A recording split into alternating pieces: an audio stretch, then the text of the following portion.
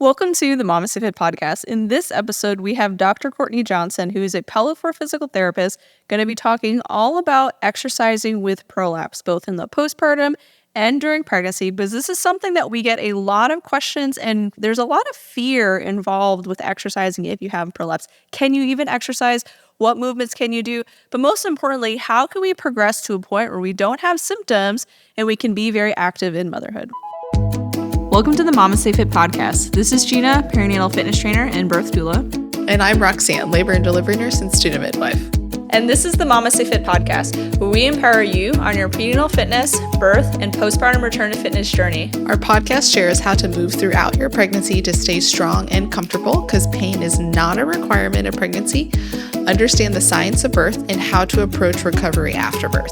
We share our personal experience as mothers navigating this stage in our lives, plus our professional expertise as birth workers and fitness professionals. Our goal is to help you feel confident as you navigate the perinatal timeframe for an empowering pregnancy, positive birth, and postpartum journey. We are glad to have you with us on this journey and that you have chosen us to support you. Welcome to the MamasteFit Podcast. In this episode, we have Dr. Courtney Johnson here, who is a pelvic floor physical therapist, and you may know her as the Female Athlete Doc on Instagram. And so we're really excited to have her here to talk all about exercising with prolapse, both during pregnancy and in the postpartum. So thanks so much for being here, Courtney. I am so excited to be here. I love talking about this stuff, so I'm excited. Can you just introduce yourselves to our listeners who may or may not be familiar with you? Yes, absolutely. So I am Dr. Courtney. That's what I go by, or also just Courtney is cool too. I am a pelvic floor physical therapist specialist. Been in the field for like a little over 4 years now, I would say, doing both orthopedic and pelvic health kind of, specialties, related injuries, things like that. So, everything ortho is, just as much of a specialty as it is pelvic health. So in terms of like what I do now, I'm mostly online. I'm 100% virtual now. I do everything in terms of like kind of coaching aspects, working with people one-on-one virtually anywhere in the world. And I work with all types of kind of injuries. So pregnancy and postpartum is obviously like a specialty being kind of in the pelvic health world. But I mostly work with athletes. And to me, anybody's an athlete if they like to stay active. So that's a very broad category. It can be anybody who's a powerlifter, CrossFitter, runner, Orange Theorier, or someone who just likes to do yoga and Pilates or works out from home. Doesn't matter. I like to treat somebody who is active, or wants to be active, but is limited by their pelvic floor symptoms. So I love being an educator in this space more than anything, because there's just so much, as you guys probably know as well, being in the birth space, there's so much lack of knowledge out there. And resources given to women postpartum, especially in terms of returning to exercise. So there's a lot of fear out there, and I like to try to debunk those things and give people the positive aspects of it all and help them get back into the things that they love doing, symptom-free. So that's a little bit about me. And then I live in Phoenix, Arizona. Very, very sunny and hot here right now. And I have a boyfriend who's also a physical therapist, and we have 3 dogs. No kids yet. Not yet. So can we start by defining what prolapse is, in case any of our listeners are not familiar? I feel like if people know what prolapse is, they are terrified of what that means. And so let's start with, what is prolapse? So pelvic organ prolapse is a broad term, just meaning that obviously within the pelvic cavity, you have your reproductive organs as well as the bladder and the bowels. So pelvic organ prolapse refers to that. They're referring to those organs inside the pelvis. And there's a lot of risk factors for developing pelvic organ prolapse, but a lot of them, do center around birth and pregnancy and postpartum experiences. And so what happens is when those tissues essentially lose support, whether it's from the native connective tissue or it's losing support from their pelvic floor musculature, those organs start to drop in the pelvic cavity towards the entrance of the vagina or the rectum. And there's varying degrees or stages of pelvic organ prolapse, and that just depends on kind of your risk factor profile, right? So how many babies have you had? How many vaginal births have you had? Do you have a higher BMI, right? What is your lifestyle like? So there's different types of, reasons or whatever you want to call it, how you can develop pelvic organ prolapse. And it sounds a lot scarier than it is, because when I say like, oh, it can approach the entrance of the vagina or the rectum, people are like, oh my gosh, so these organs can fall out of your body. And yes, they can fall out of your body, but that is a very, very rare extreme case. And so basically all it means is those organs shift inside of the pelvic cavity, and you might feel it and you might not feel it. So that's kind of the most basic definition of pelvic organ prolapse. One of the ways that I will define pelvic organ prolapse, because we get a lot of folks that'll DM us, and I'm sure you probably do too, that are like absolutely terrified that they got told at their like postpartum appointment, you have prolapse, or during their pregnancy, maybe they've got told like, oh, like your organs are sitting a little bit different. And then it creates a lot of fear with whether or not they should exercise, like should they have a C-section instead? And so we get a lot of questions like that are really afraid of pelvic organ prolapse. And so the one way that I will usually describe it to somebody is think about it like looser skin postpartum. Like our bodies are different after we give birth. Like there's no like argument about that, but it doesn't mean that our bodies are less functional or less capable. And so just like how having looser skin may be different than pre-pregnancy, it doesn't mean that it lost its functional capacity and like it's still skin. It just looks different. And it's similar with our pelvic organs. Sometimes they just sit a little bit different postpartum, and it doesn't necessarily equate to a functional issue or symptoms or problems. But I think a high percentage of us will have some sort of degree of pelvic organ prolapse just because we gave birth. And this could also apply both to a vaginal birth and a C-section. Like a C-section doesn't quote unquote save your pelvic floor, because we'll get some folks that'll ask like, I have a prolapse, should I get a C-section this time so it doesn't get worse? And it's like, well, not necessarily. Like your C-section, like a C-section is still going to impact your pelvic floor, even though it doesn't seem like it directly influences it, because it's still a part of the system. And so that's usually how I'll describe it to folks to really help take away some of the fear. Is like, it doesn't mean it's a functional issue. It's just our bodies are a little bit different after birth. Sometimes our pelvic organs just sit a little bit lower, and it doesn't mean that you're going to experience all these symptoms that are going to impact your life. So if somebody found out that they had pelvic organ prolapse, or just prolapse, we'll just call it for simplicity's sake, just to save me from saying 8 words at a time. If someone found out that they had prolapse in their early postpartum, like they went to their 6-week visit and their provider told them, oh, you have a little bit of a prolapse, like what would you say to that person? Like, to start, if like they came to you and they're like, oh my God, someone just told me I had prolapse, am I dying? My organs are my falling life out over? of me. Yeah. Because that's kind of what it feels like, oh my God, it's all over. My athletic career. Yeah, downward spiral.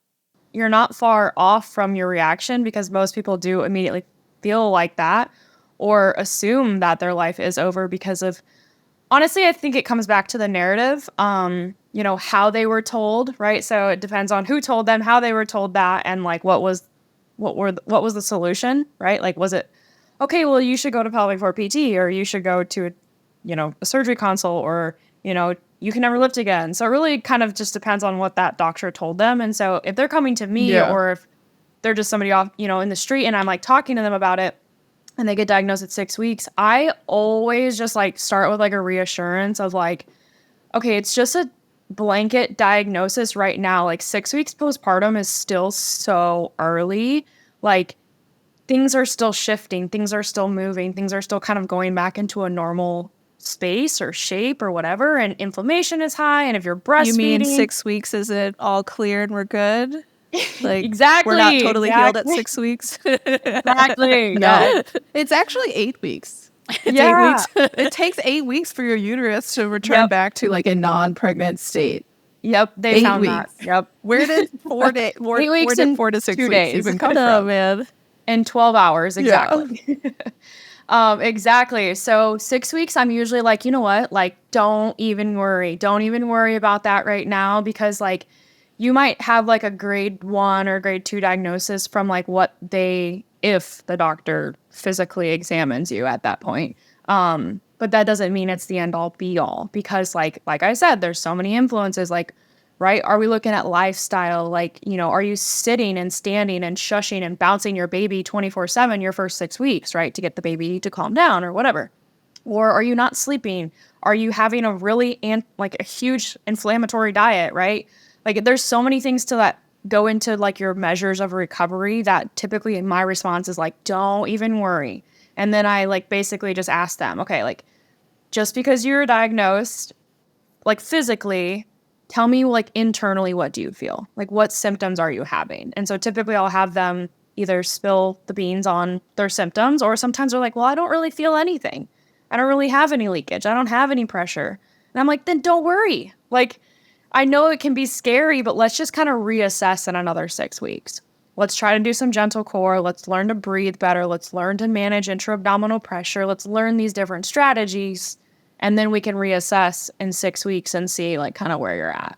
So that's typically how I kind of trudge those waters. It's very muddy initially when you're You got to get them away from the edge of the cliff. I know. Exactly. I mean, it's even like someone who knows about prolapse, like I've learned about it in school. It's like that a lot of people get it. And like, just because you have it doesn't mean like your life is altered. Yes. When I got told like, hey, yeah, you have a grade 2 rectocele and your uterus is sitting lower, I cried for like a week just in the bathroom. Boo-hoo, boo-hoo. You still have to go through this like grieving process of what you expected your body to be in the postpartum, but like your postpartum experience, and like dealing with symptomatic prolapse in the postpartum when you're already like emotionally unstable just from having a baby and being in postpartum. It's like going through this grieving process and also knowing that it's okay to like cry about it and be upset about it. Because I feel like sometimes people are like, oh, like just because you have symptoms, like you're only 6 weeks postpartum, like you have so much time to heal and like things are going to be better. But like sometimes you just need someone to be like, yeah, this kind of sucks. Yeah. And like it's okay to be upset about it and it's okay to be like cry about it. But like this will get better with time and with like the proper therapy. Oh, yeah. Absolutely. There's so many like professional resources out there to like help. And some simple things, just like taking gravity off the pelvic floor, like shifting your posture, like when you're standing, like how are we like breathing? Like these really simple things that you can do at home can also help to relieve a lot of the tension that you may have like during pregnancy or during postpartum if it is related to a prolapse. And so for me, like after my first baby, I was like, I'm not going to go see a pelvic floor PT because I don't want them to tell me I have a prolapse. Because if I have a prolapse, it legitimizes me. Like, how could somebody in this space who's training people during their pregnancy and postpartum have a prolapse? Like, and it was just because like I was inexperienced and I was still learning. And so that I went, and I actually didn't even know. It wasn't until like a few years later that I was looking at my like medical records that she had wrote in there that I had a grade 1 like cystocele. And I was like, what do you mean? Like, why did she tell me that? Like, here I was thinking like I was great. But it was unsymptomatic. Like I didn't have any issues with it. And it still stays like a grade 1 for me, even now I'm baby number 4. And there'll be moments where I'll have more symptoms if like my posture is really off or like I'm breathing kind of weird. But in general, like I don't have a ton of symptoms, but I totally understand why people are afraid of it because I was scared of it. I was like, if I have it, like my world is over. Like, what am I supposed to do? Downward spiral. But organ's going to fall out of you at any given moment, you know? So what are some things that you do with folks to help them kind of reconnect with their pelvic floor to relieve symptoms that they may be feeling? Let's say they have been feeling symptoms in that first 6 weeks time frame, or like they're feeling more symptomatic when they're returning to their workouts. What are some like simpler things that you could explain verbally? Obviously, there's a lot to it. Like pressure management it can be a whole podcast episode. Totally. But what are some things that like you would usually recommend to somebody who's like, I'm experiencing more heaviness or I'm feeling like an organ's falling out kind of thing? Yeah. So, I mean, right away, like you said, obviously pressure management, it can be a lot of that. But the biggest thing that I focus on right away is breathing, just breath mechanics. So just making sure like, especially if it's a first-time mom or a mom with toddlers, like there's no there's not always a easy thing to just be like, just sit down and rest. Like, just relieve pressure. Like, it's, you can put them in anti-gravity positions. So I recommend that, like, obviously anti-gravity positions and taking rest breaks as much as they can. So if they are somebody who has, like, maybe first-time baby, they might have a little bit more free time. But if you have toddlers running around, it's not going to be that easy. So the biggest thing is breathing. So making sure that as they're lifting, as they're doing household chores, moving things around, doing whatever they need to do throughout their day, is just making sure that they're maintaining those breath mechanics, making sure they're exhaling, not bearing down, not breath holding as much as they can. There's like physical garments as well, right? There's supportive underwear that you can wear to kind of give you that support as you need it, especially if you are a mom who has, multiple kids running around and you can't always just sit and rest and take a time for yourself. So I would recommend that if you have to go back to work early and things like that as well. And then obviously just teaching regular body mechanics. So making sure we have good ribs over hips alignment, making sure you can at least activate those deeper core muscles or glute stabilizers when you are standing or walking. And then obviously low, gentle, great exercise. So just getting them to lay on the mat and try some deep breathing with some core activation and some glute activation, just trying to get support from the other pelvic girdle muscles to help feed into support for those pelvic floor muscles that are still healing or are kind of just uncoordinated, right? I mean, obviously the biggest thing is just the breath, making sure that they can get good range of motion to the pelvic floor, good coordination. Because you can do Kegels and you can do core activation all day long, but if that pelvic floor is not even moving because it's either tight or uncoordinated, then you're not going to be doing anything. So I think those are the first couple things that I would recommend everybody. And I even recommend people start that kind of stuff, that like gentle activation, movements, mechanics, just in the first week laying in bed, right? Breath, getting some pelvic floor activation, gentle core engagement. Those are easy things to start, like even week 1, as you're kind of feeling, better and the recovery is not as complicated, obviously depends on the vaginal versus a C-section. But those are probably the biggest things. And then as they kind of get those small things underway, then you can kind of start really educating what pressure management is. And so that way they know, if they go back to exercise or if they want to do more tedious things around the house, then they're able to activate the right muscles and make sure that they know that they're not going to be bearing down and putting excess pressure. And then obviously I try to do like a symptom diary too. So have them keep track in their phone and like a notes app and just, Monday and like end of day, like I felt really heavy today. And then usually I have them do a symptom diary because it brings perspective. And then they can reflect on their day and be like, well, I felt symptoms today because I was really active, I moved out of my house, or like I took the kids to the park and I walked 3 miles, and like I haven't been walking 3 miles yet postpartum. So I try to like really do that for more perspective thing. And then they're like, oh, okay, like I was really active today. That's why I'm really symptomatic. And it kind of brings them back down to earth a little bit, instead of having them like, oh my gosh, I'm everything I do, or I did nothing today and I was really symptomatic. So it really helps in that aspect as well, to kind of give them ideas and patterns and triggers that can make their symptoms worse, that they can maybe avoid or not do as much the next day, to kind of get them back into a recovery. Let's take a break from this week's episode to talk about our podcast sponsor, Needed. Needed is a nutrition company that specializes in optimizing nourishment for the perinatal timeframe. So they're here to support you from conception, during your pregnancy, and the postpartum. And they're a brand that Roxanne and I have utilized during all phases of motherhood. And one of my favorite products from them is collagen. Our protein needs increase during not just pregnancy, but also postpartum, as well as we're recovering not just from pregnancy and childbirth, but also potentially breastfeeding a baby. And getting proteins in with just like whole foods can be really hard. So that's why we really like adding in the collagen protein, because it's an easy way to get additional proteins that's in an optimal form that our bodies can readily absorb pretty easily. I love that it doesn't add flavor to whatever drink I'm adding to, so I can have just my coffee with some protein in it in the morning, and it dissolves pretty easily, so it doesn't leave like clumps within my coffee, which I've had other collagens do that, and it's not great. The collagen is also included in their lactation bundle, which includes hydration and stress support, because one of the things that could be contributing towards some of the symptoms that we experience postpartum is stress. And so the stress support can also be something that could help you as you're healing postpartum as well. So if you want to try out Needed's collagen protein or grab their lactation support bundle, go to thisisneeded.com and use code MamasteFit to get 20% off your first order or the first month of your subscription. So when it comes to pelvic floor physical therapy, or just physical therapy in general, I think some folks get stuck, and I think some PTs like keep folks stuck like on the mat with like passive treatments where they're like, I can't remember what it's called, but they're like massaging, or they're doing like the biofeedback, and they're doing clamshells and glute bridges. And then after 8 weeks, somebody's like, I still have the same prolapse, or I feel great during my PT sessions, but then I go to the gym and I try to squat and I'm like super symptomatic, but I've been doing PT for 8 weeks. Like, what gives? And I think I saw a post of yours recently where you're like, sometimes you need to find a new PT.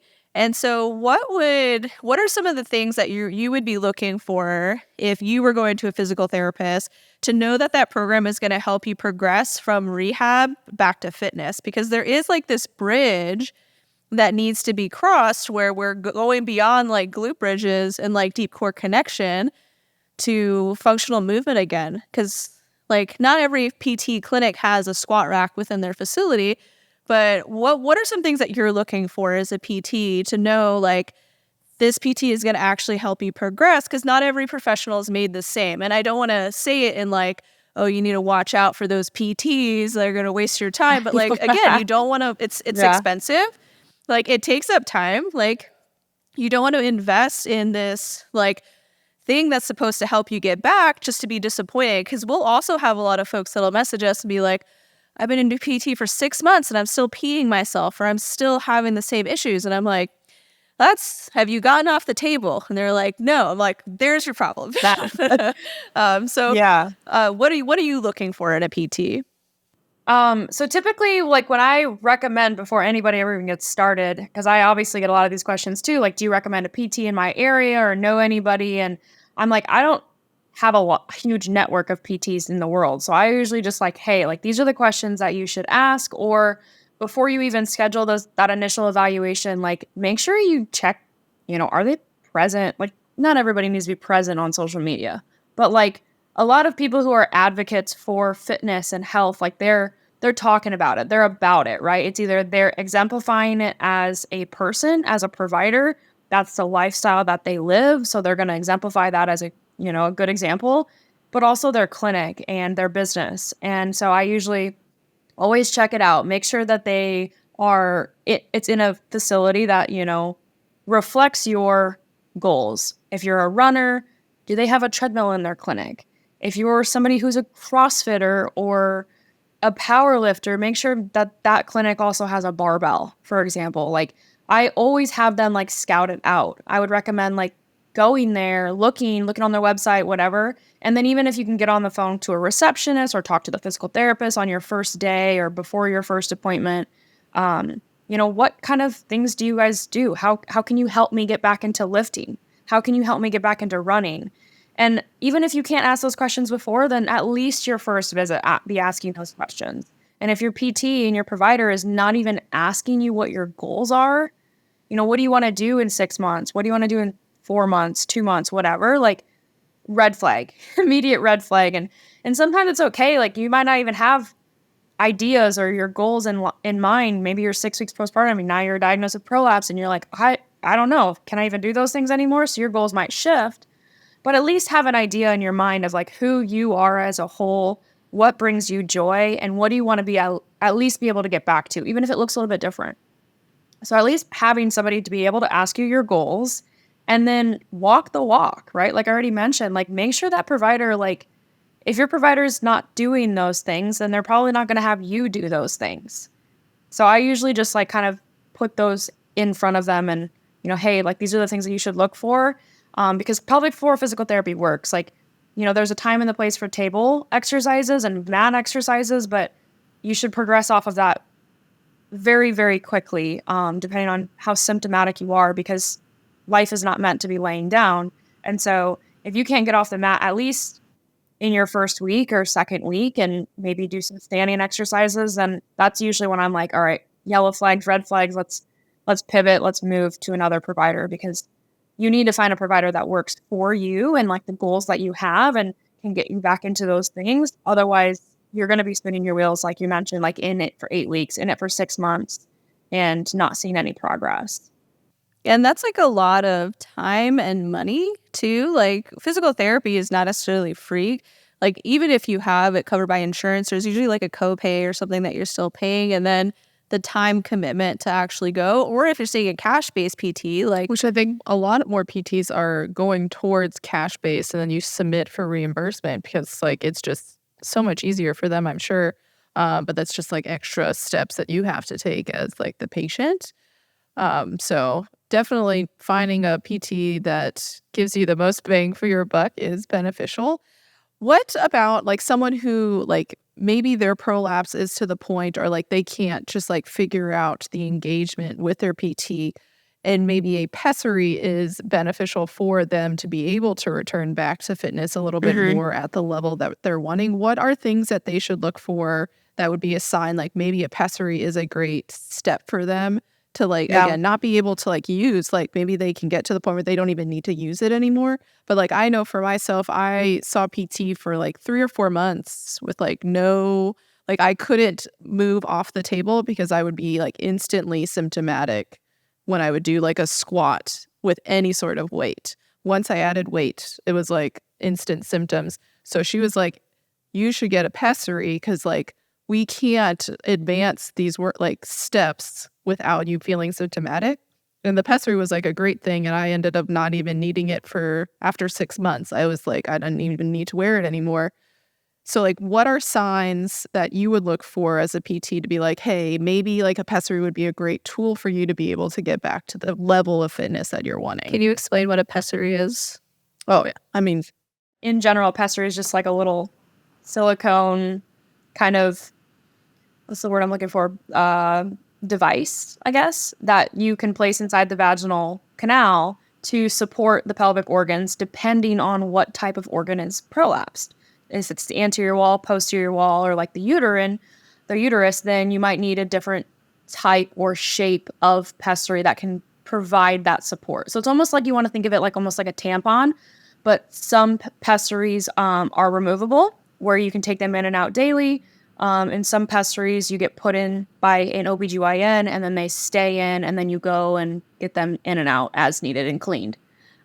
So great question because I see this a lot. A lot of times I recommend them. I'm not anti-pessary at all.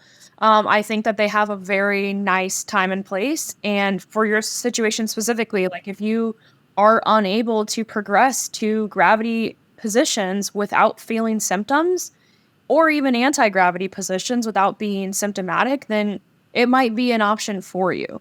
However, I always recommend when you start using one with exercise, as it's almost like obviously a last resort kind of thing. You want to try to do everything you possibly can to try and co-contract or do whatever you need to do to feel pelvic support and not feel as many symptoms. But in terms of like wanting to get back to like CrossFit, for example, which is or Orange Theory, like those very dynamic fitness classes, I recommend them. If that's your goal and you're 30 years old and surgery's not even on the table for you right now, like let's wear it for sure. But I always try and have them rehab without it as much as they can, unless it's like a fitness class or something. But then again, if someone's really symptomatic, and that's why I like to do coaching now, is because I can make them their rehab fitness plan and they can just do that instead of going to like a fitness class, because then they can get their exercise in a way that's kind of like programmed for them. And so I always recommend obviously a specific program so that way you can work on certain areas of your body, but also still feel that athletic piece in your mind. And so let's try to do that without a pessary. And if you feel symptomatic, this is also where the symptom diary comes into play too, because then you can know like what actually causes a lot of your symptoms. You know, are you not recovering the day before? Like, did you sleep poorly? All those metrics. And then, you know, if a day you're having a lot of symptoms because 2 days ago, or maybe you had a busy weekend or something, then put the pessary in and go to your workout class, right? So I think they have a time and a place, especially for women who have more severe grades, who are not candidates for surgery, being that they're young, maybe they have young kids, and maybe they just don't want it. So I think it's a great option, but I really think it needs to be very specific. It needs to fit you. It needs to be, supportive, and it shouldn't be one that's going to make the prolapse worse, for example. Like, there's a lot of pros and cons to having certain types. And so, I think it's a great thing to have, but I don't think it's, somebody should be reliant on it either. So kind of up and down on when to use it, I guess. Sounds like it's a good tool to help someone not be symptomatic so they can build the strength around to where they don't need it anymore. Because sometimes that's the problem, is not that you don't have the coordination or you don't have the capability. It's just that muscles surrounding are just not strong enough yet, and we just need that little bit extra of support. And so one of the other things that I hear a lot in regards to strengthening is you should never lift weights. When you have a prolapse. Once you have prolapse, you can't lift anymore. You can't lift weights. Your active lifting is what's causing your prolapse. Gone. However, I do think there's research that supports lifting weights and increasing the demand on the body. And this applies to diastasis and other kind of postpartum related, for lack of a better word, issues that people are concerned about. Dysfunctions. When you start lifting weights and increasing the demand, your tissues get denser and stronger. And surprise, your diastasis begins to heal. Your prolapse becomes better because the muscles are finally strong enough. How would someone approach, obviously this can be a whole podcast episode too, but how would someone approach beginning to lift again postpartum if they're concerned about their prolapse? Let's say they have a symptomatic or they don't have a symptomatic one, which I know there would be two different situations, but how would you generally approach reintroducing lifting to somebody? Because I am a firm believer that you can still have a very active lifestyle with a prolapse. Obviously we are. Yeah. Progression of anti-gravity to gravity. So doing those types of exercises from the mat and then, making some type of modification or advancement of that exercise to standing. And then, adding, as you progress, you want to be able to add weight. So I always recommend, very rarely am I starting somebody who's acutely prolapse diagnosis without any resistance. It's very rare that I'm usually trying to have some type of ball squeeze, some type of band, even if it's a very light resistance band, maybe it's 2 pounds, it's 5 pounds. I try to get resistance in their hands as soon as possible because we know, like you just mentioned, as tissues get denser, as they get stronger, you obviously need to progressively overload those muscles. We know that helps. Symptoms do get better. And so I try to, at least if they're laying down, I'm like, okay, let's try to put a resistance band around the knees or something. Let's try to engage those glutes a little bit more. Try to engage the core a little bit more. If they're very, very, very symptomatic, I still try to get as much activation as possible because we know that muscular activation can help. If we're just constantly stretching, mobilizing, things aren't actually going to get better. And so typically I usually go resistance bands to dumbbells, kettlebells to the barbell. I'll never put somebody under a barbell if they can't even do anything upright with their body weight too.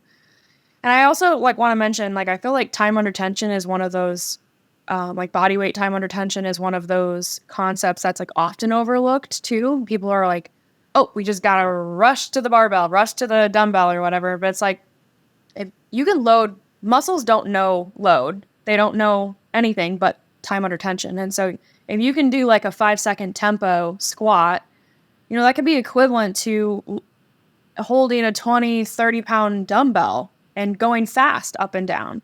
So I think that there's a time and place to add barbells and dumbbells and things, but you can also manipulate the muscles in a really good way by just doing time under tension and tempo and things and body weight.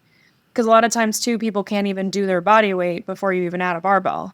So my recommendation is always try to get resistance in their hands as much as you can with the symptom diary, and always tread that, with caution, but don't be afraid to load, because we do know that load is okay. And if you have symptoms the next day, that doesn't also mean that you made it worse. You could also just be experiencing pelvic floor muscle DOMS, right? Pelvic floor muscle fatigue and that kind of thing, because we do know that muscles get sore when we work them. And so not all symptoms are bad symptoms as long as the symptom diary shows that we are having less and less over time, or your recovery is, shorter in between each session.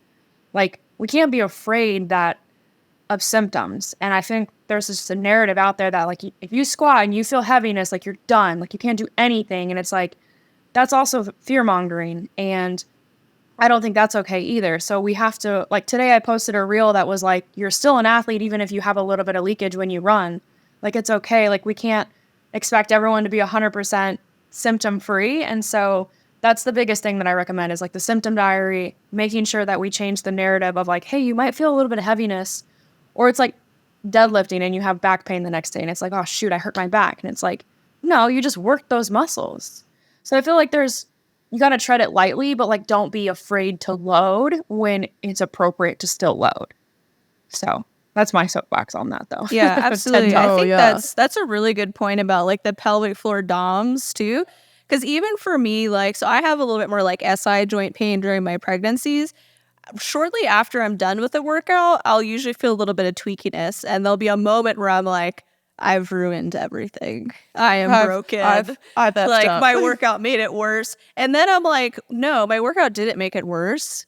I'm just tired right now because I just finished an hour-long workout. Like, my body is like, I'm a little fatigued, because that's normally when I have more symptoms, is when I'm fatigued. And then the next day or later in the day when I've rested, I'm like, oh, I feel great. It's okay, never mind. Forget everything I said, guys. Like, I'm good. Well, even that, like, I would go see my pelvic floor PT and we would discuss this in my postpartum. But, like, when I started adding more weights to my, like, deadlifts and my squats, I would have, like, back soreness where, like, my whole core was sore, but, like, my abs in the front, I didn't feel it as much as I would in, like, my actual back muscles. And so she would always be like, so is your back hurting? Or did it feel sore? And I was like, yes. Oh, yeah, it did go away after a little bit.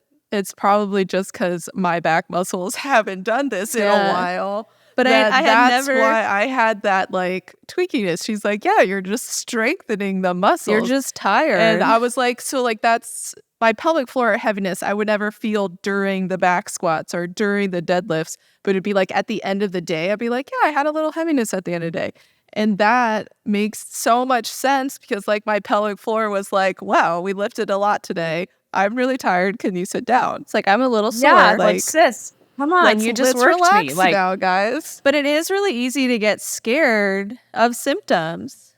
Especially because, like, if your heaviness that you feel after a workout, like, is similar to the heaviness that you feel, like, when you first started, like, if it's the similar feeling, then I feel like people are like, oh, no, it just made it worse. Like, now I just need to stop. And it's like, well, if you stop, then you're moving in the opposite direction. You're moving the needle opposite. You're deconditioning your pelvic floor even worse. So it's like, if you don't do anything, not good. If you do too much, might also not be good, but it's also okay. Tread it lightly, symptom diary, and move on. Like, so it's so important that PTs, trainers, coaches, whoever's working with the pregnant postpartum women or none, null paris, like, it's okay. Like, just make sure that, like, you can still do these things. Like, just make sure that you're being educated on it. Like, and it helps you, gives you confidence. Yeah. So it just makes me think of the Parks and Recs quote where it's like, undercook, overcook, straight to jail. You can do both.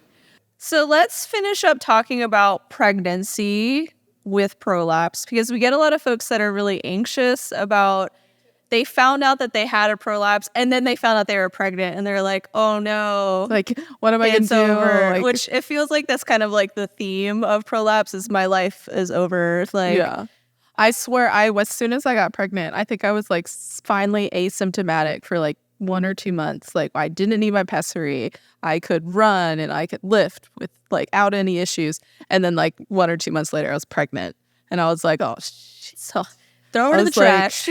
I Googled so hard. I was like, can you have a vaginal birth with prolapse? I was like, or, like, will prolapse cause labor dystocia? I think that was literally my Google Scholar will search. It get was worse? Like, could prolapse cause labor dystocia? Verbatim. And zero evidence to support it. But I was like, it's going to get in the way. My prolapse is going to get in the way of the baby from coming out.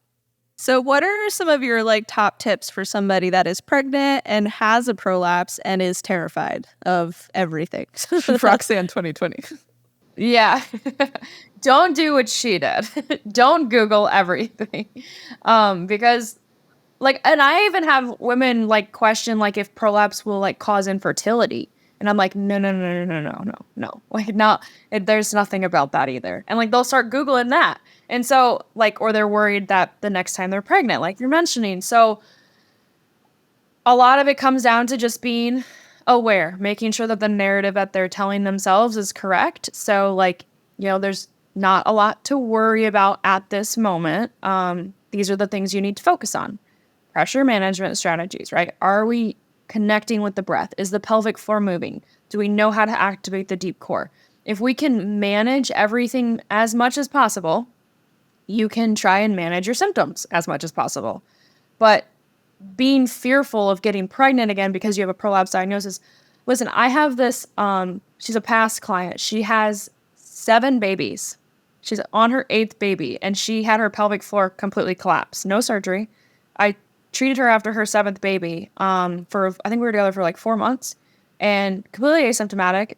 She went from having like severe pelvic heaviness, like everything was very symptomatic for her. And then she was like, I don't want to get pregnant again, but I want an 8th baby.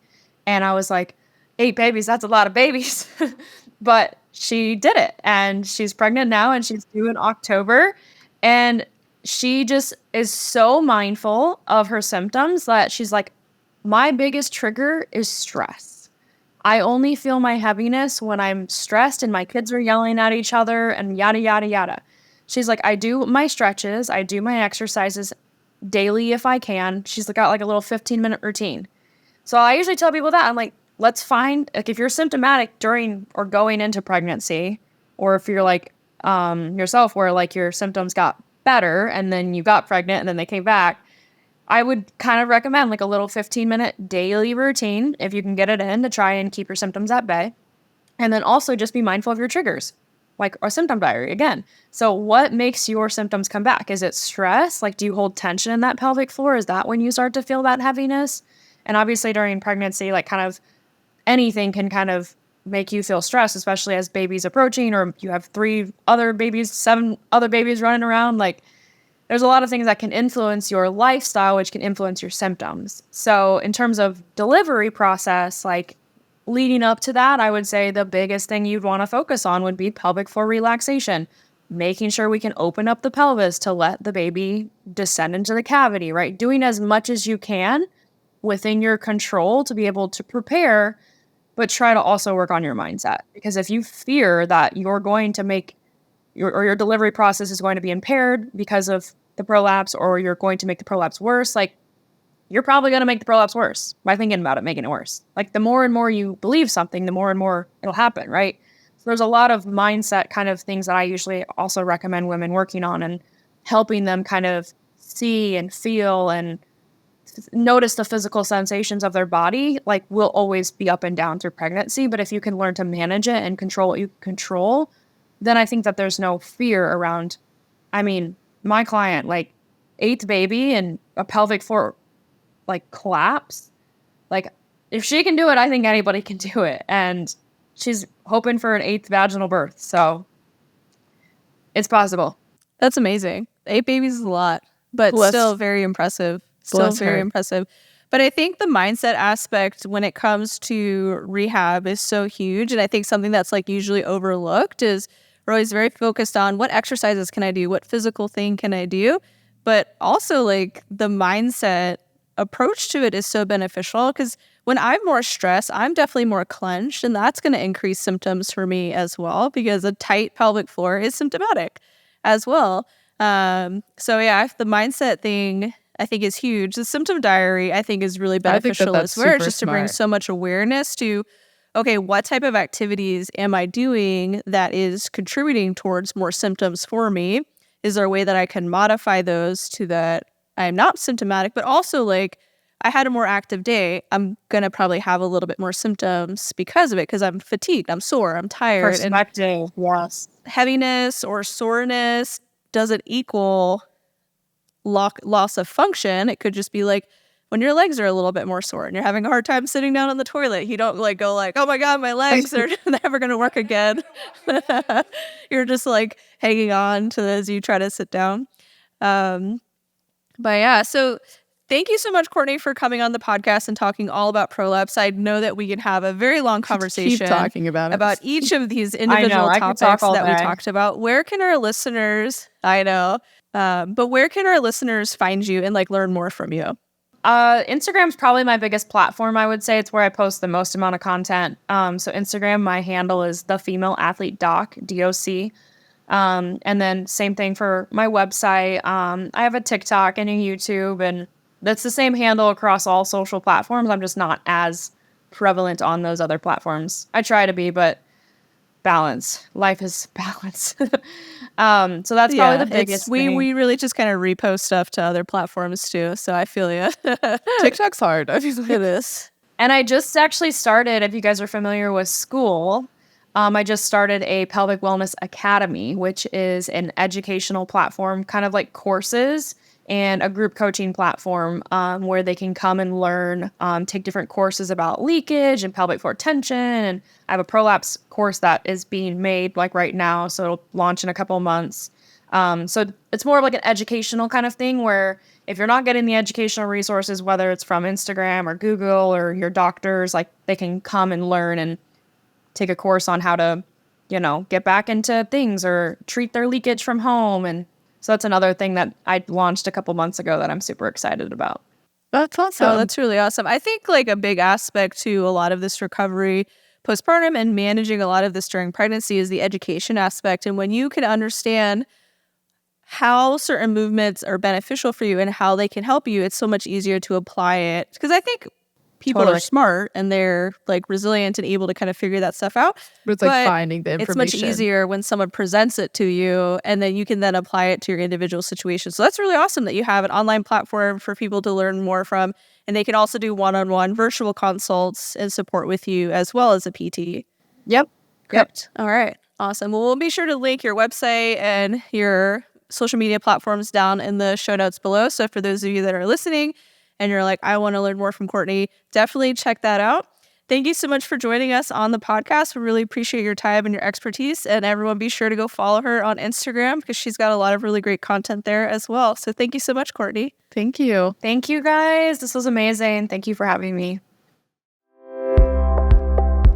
Hey guys, so my name is Renee. I'm a certified nurse midwife, and I wanted to go ahead and tell you guys about some of my friends that work over at MamasteFit. They are an amazing company. They are amazing at focusing on everything from perinatal area. So that's from before you get pregnant, trying to conceive. That's while you're pregnant. That's postpartum. They are amazing in helping you with fitness, pelvic floor balance, pelvic floor therapy, good exercises. How do we balance your pelvis to get you ready and more acclimated for a safe and healthy labor? They have birth bundles. They have classes, they have so many different things and so many resources that you can use if they're not local to you, and you can actually print them off and give them to your birthing team so that we can help take better care of you. So I just wanted to let you guys know that I highly endorse them, and I am so honored that they allowed my humble opinion to be a part of educating you, and I hope that you understand how amazing that they are. So thank you guys so much at MamasteFit. I absolutely love and adore you guys. Thank you for helping me help birthing people come in,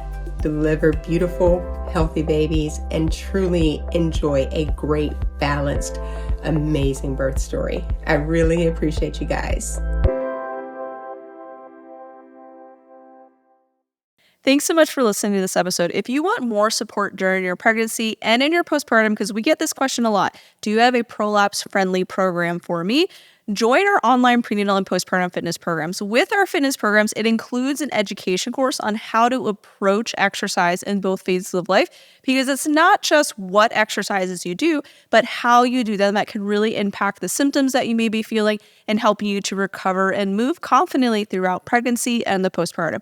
You can check out all of our online fitness programs on our website at MamasteFit.com and use code STORY10 to get 10% off any of our online programs, and you can bundle them with childbirth education or with our postpartum education course to save an additional 15% off. This podcast is sponsored by Needed, a nutrition company focused on the perinatal timeframe that both Gina and I have utilized during our pregnancies, postpartum, still to this day. And we really love the company. And if you want to try them out, you can head to thisisneeded.com and use code MamastePod to get 20% off your first order or the first month of your subscription.